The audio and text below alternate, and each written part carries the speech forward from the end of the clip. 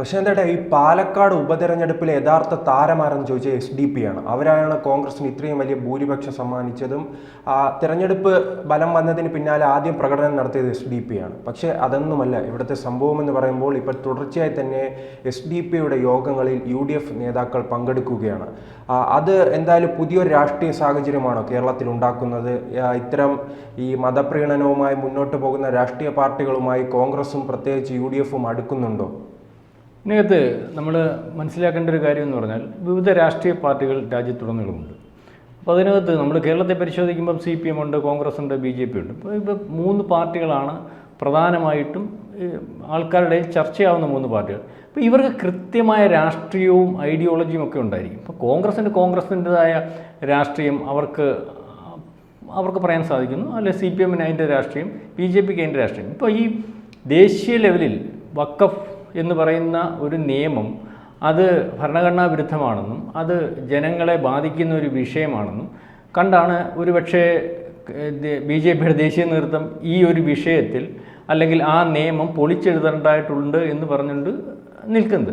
അപ്പം അതിനകത്തെ ഒരു രാഷ്ട്രീയം ഇന്ത്യയിലുടനീളം ചർച്ച ചെയ്യുമ്പോൾ അതിനകത്തെ ഒരു രാഷ്ട്രീയം ഇന്ത്യയിലുടനീളം ചർച്ച ചെയ്യാൻ കാരണമെന്ന് പറഞ്ഞാൽ വഖഫ് ബോർഡിൻ്റെ ഈ നിലവിലെ നിയമം അനുസരിച്ച് വിവിധ സ്ഥലങ്ങളിൽ ആൾക്കാർ താമസിക്കുന്ന സ്ഥലങ്ങളിൽ അല്ലെങ്കിൽ വളരെ കാലമായിട്ട് ജനങ്ങളുടെ കയ്യിലുള്ള സ്ഥലങ്ങളിൽ അല്ലെങ്കിൽ വഖഫിൻ്റേതാണെന്ന് തോന്നിപ്പിക്കാത്ത സ്ഥലങ്ങൾ പോലും വഖഫ് ക്ലെയിം ചെയ്ത് വരികയും അതിനകത്ത് ജനരോക്ഷം ഇരമ്പുകയും ചെയ്യുന്ന ഒരവസ്ഥയാണുള്ളത്.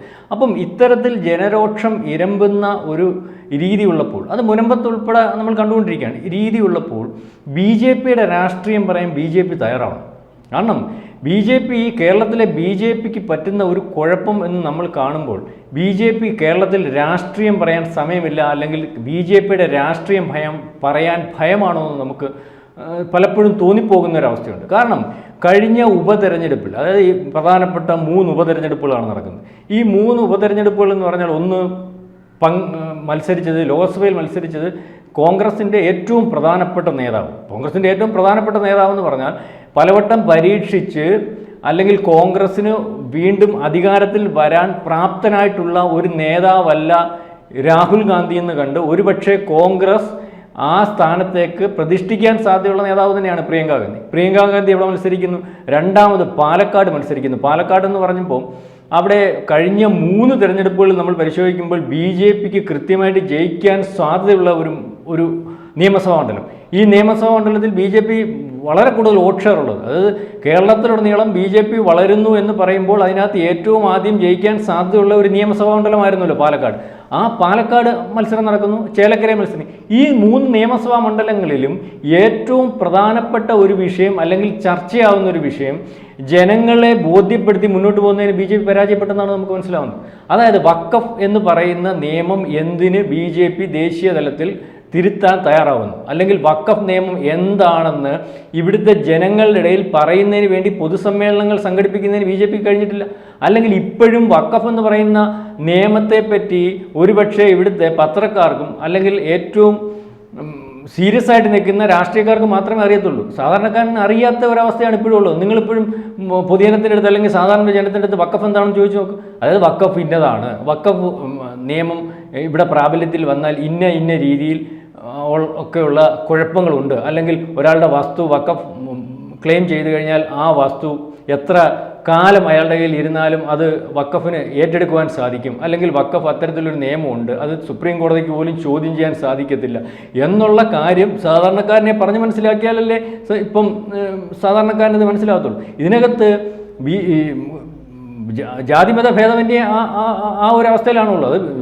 വഖഫ് നിയമപ്രകാരം ഹിന്ദുവിൻ്റെയോ ക്രിസ്ത്യാനിയുടെയോ മുസ്ലിമിൻ്റെയോ വസ്തു ക്ലെയിം ചെയ്താലും അത് പോകും. പക്ഷേ അത് ഇപ്പം ഇവിടെ ജനങ്ങൾക്കിടയിൽ പറയുന്ന അല്ലെങ്കിൽ ജനങ്ങളെ ബോധ്യപ്പെടുത്തുന്നതും അല്ലെങ്കിൽ പൊതുവായിട്ട് അതിനെ മറച്ചു പിടിച്ച് വഖഫ് എന്ന് പറഞ്ഞാൽ ഇവിടുത്തെ മുസ്ലിങ്ങളുടെ പ്രോപ്പർട്ടി അല്ലെങ്കിൽ അവരുടെ വസ്തുവകകൾ അല്ലെങ്കിൽ അവരുടെ സാധന സാമഗ്രികൾ കയ്യേറുന്നതിന് വേണ്ടിയുള്ളൊരു നിയമ ഭേദഗതിയാണെന്നുള്ള രീതിയിലാണല്ലോ ഇവിടുത്തെ SDP പോലെയും അല്ലെങ്കിൽ ജമാഅത്ത് ഇസ്ലാമി പോലെയുള്ള സംഘടനകൾ പ്രചരണം നടത്തുന്നത്. അതായത് മുസ്ലിം സമുദായത്തിന് എതിരെ നിൽക്കുന്ന പാർട്ടിയാണ് BJP എന്നുള്ള രീതിയിൽ പ്രചരണം നടത്താൻ കേരളത്തിലും ഇന്ത്യയിലും ഉടനീളം ഇവിടുത്തെ SDP പോലുള്ള തീവ്ര സംഘടനകൾ ശ്രമിക്കുമ്പോൾ അതേ നാണയത്തിൽ തന്നെ പരസ്യമായിട്ട് പറയാതെ അതിന് പിന്തുണ കൊടുത്തു പോകുന്ന, പരസ്പരം പിന്തുണ കൊടുത്തു പോകുന്ന ഒരു രീതിയാണല്ലോ. കോൺഗ്രസിന് പിന്തുണ കൊടുക്കുന്നത് SDP അല്ലെങ്കിൽ ജമാഅത്തെ ഇസ്ലാമി. ഇതിൻ്റെ കാരണം എന്ന് പറഞ്ഞാൽ അവരുടെ താല്പര്യങ്ങൾ, ജനങ്ങളുടെ താല്പര്യത്തിനപ്പുറം അവരുടെ സ്വകാര്യ താല്പര്യങ്ങൾ സംരക്ഷിക്കുന്നതിന് വേണ്ടി നിന്നു കൊടുക്കുന്നു.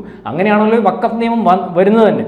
അപ്പോൾ ഈ വഖഫ് നിയമം നെഹ്റു പാസ്സാക്കി, അതിനുശേഷം നരസിംഹറാവും ഏറ്റവും അവസാനം മൻമോഹൻ സിംഗും പാസ്സാക്കി ഈ നിലയിലാണ് ഇത് നിൽക്കുന്നത്. ഇത് ജനങ്ങൾക്ക് നാളെ കാലത്തെ കുഴപ്പങ്ങളുണ്ടാക്കും. ഭൂരിപക്ഷം വരുന്ന ആൾക്കാരുടെയും വസ്തുവകകൾ പിടിച്ചെടുക്കും. അല്ലെങ്കിൽ ഇപ്പം വഖഫിന് ഇങ്ങനെ പിടിച്ചെടുത്ത രീതിയിൽ ഏതാണ്ട് 9 ലക്ഷം ഏക്കർ സ്ഥലമുണ്ട്, അല്ലെങ്കിൽ 1,20,000 കോടി രൂപയുടെ ആസ്തിയുണ്ട്, ഏതാണ്ട് 200 കോടി രൂപ വാർഷിക വരുമാനമുണ്ടെന്നൊക്കെ പറഞ്ഞ് ജനങ്ങളെ മനസ്സിലാക്കുന്നു. നാളെ കാലത്ത് ഇവർ ക്ലെയിം ചെയ്തിരിക്കുന്ന വസ്തുവകകൾ, സാധാരണക്കാരൻ താമസിക്കുന്ന വസ്തുവകകളും ഒക്കെ നഷ്ടപ്പെടുന്ന ഒരു അവസ്ഥയുണ്ടാവും. ഈ സമയത്ത് ഉപതെരഞ്ഞെടുപ്പ് നടക്കുന്ന സമയത്ത് തന്നെയാണ് പാലക്കാട് പല പ്രദേശങ്ങളിലും വഖഫ് നോട്ടീസ് കൊടുത്തത്.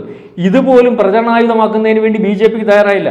അത് പാലക്കാടും അതുപോലെ വയനാട്ടിലും സംഭവിച്ചിട്ടുണ്ട്.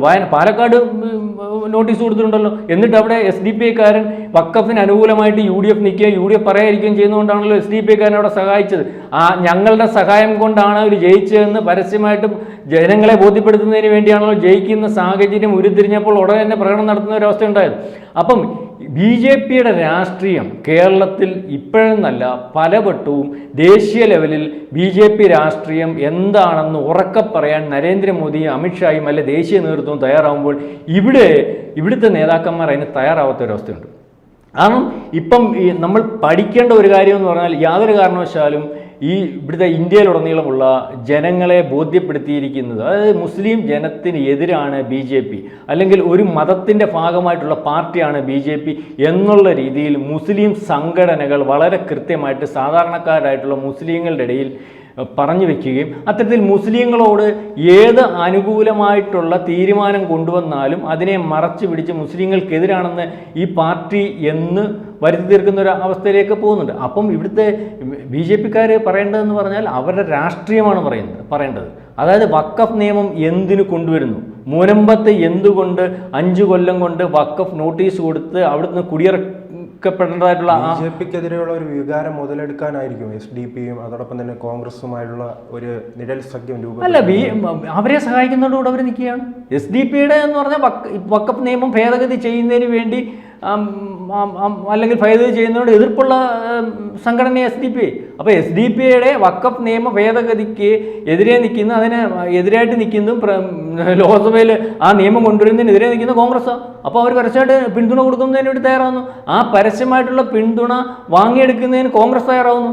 അല്ലെങ്കിൽ ആ പരസ്യമായിട്ടുള്ള പിന്തുണ അല്ലെ SDP-യുടെ ആ രാഷ്ട്രീയം തന്നെയാണ് ഇവിടുത്തെ മുസ്ലിം ലീഗ് കൈക്കൊണ്ടിരിക്കുന്നത്. അതായത് കേരളത്തിൽ ഇപ്പം നിലവിലുള്ള UDF രാഷ്ട്രീയം എന്ന് പറഞ്ഞാൽ മുസ്ലിം ലീഗ് നിയന്ത്രിക്കുന്ന രീതിയിലേക്ക് പോവുകയാണ്. അതായത് കഴിഞ്ഞ തെരഞ്ഞെടുപ്പിൽ അല്ലെങ്കിൽ ഉപതെരഞ്ഞെടുപ്പുകളും അല്ലെങ്കിൽ ലോക്സഭാ തെരഞ്ഞെടുപ്പിന് ശേഷം കേരളത്തിലുടനീളം ചർച്ച ചെയ്യപ്പെട്ട ഒരു വിഷയം എന്ന് പറഞ്ഞാൽ UDF-ഉം LDF-ഉം അനാവശ്യമായിട്ട് മുസ്ലിം ജനതയുടെ അല്ലെങ്കിൽ അവരുടെ താല്പര്യങ്ങൾ സംരക്ഷിക്കുന്നു, അനാവശ്യമായിട്ട് താല്പര്യങ്ങൾ സംരക്ഷിക്കുന്നു ഉള്ള രീതിയിലുള്ളൊരു ചർച്ച വന്നിട്ടുണ്ട്. ആ ചർച്ചയുടെ ഭാഗമായിട്ടാണ് ഇവിടുത്തെ LDF-ന്റെ ഭാഗമായിട്ട് നിന്ന് ഹിന്ദു വോട്ടുകൾ മാറിയെന്നുള്ളതൊരുന്നു, അല്ലെങ്കിൽ BJPക്ക് അതിൻ്റെ ആനുകൂല്യം ലഭിച്ചെന്ന് പറയുന്നു. അപ്പം ആ ആനുകൂല്യം BJPക്ക് ലഭിച്ചെങ്കിൽ ആ ആനുകൂല്യം കൂടുതൽ കരുത്താർജിക്കുന്നതിന് വേണ്ടിയുള്ള രാഷ്ട്രീയം കളിക്കാതെ മുന്നോട്ട് പോയാൽ എവിടെയാണ് BJP രക്ഷപ്പെടുന്നത്?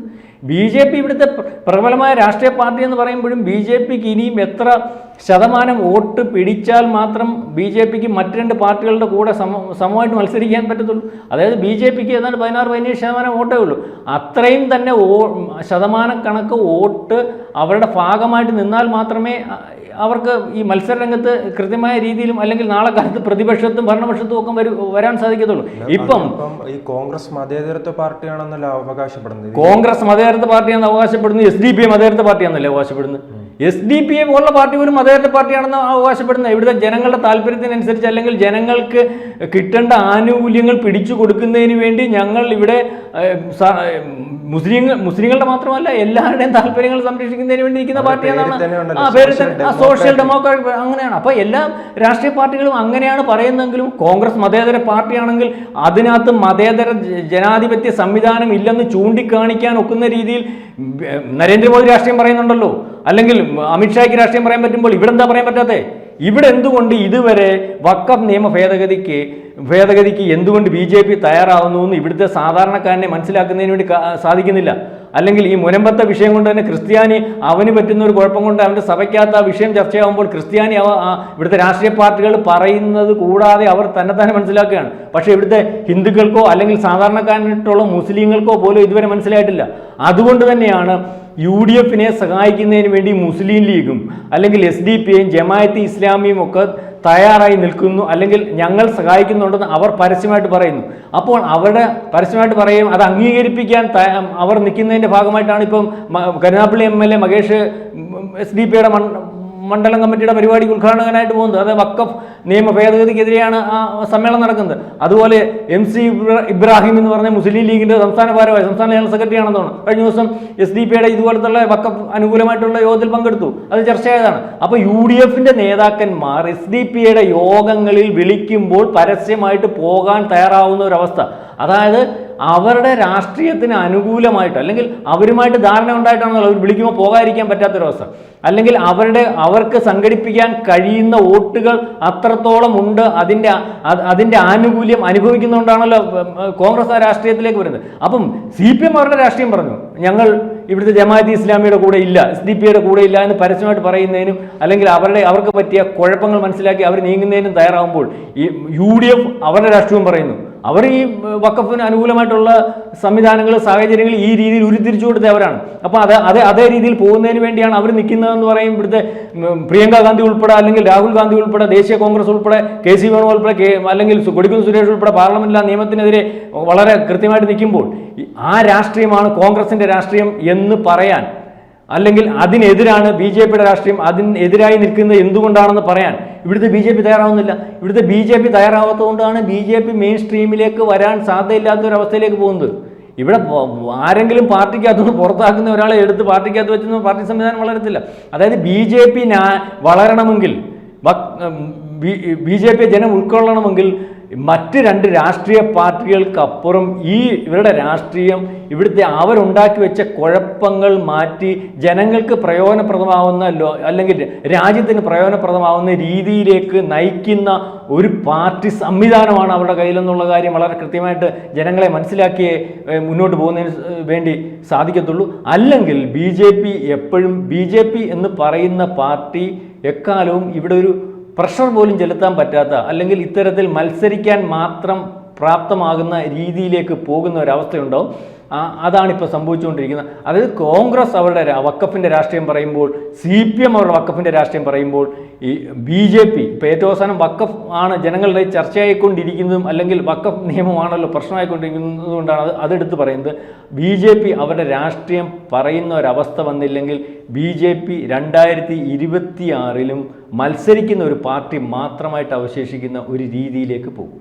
കൂടുതൽ വാർത്തകളും വിശേഷങ്ങളും നിങ്ങളിലേക്ക് എത്താൻ ABC മലയാളം സബ്സ്ക്രൈബ് ചെയ്യുക, ബെൽ ബട്ടണും അമർത്തുക.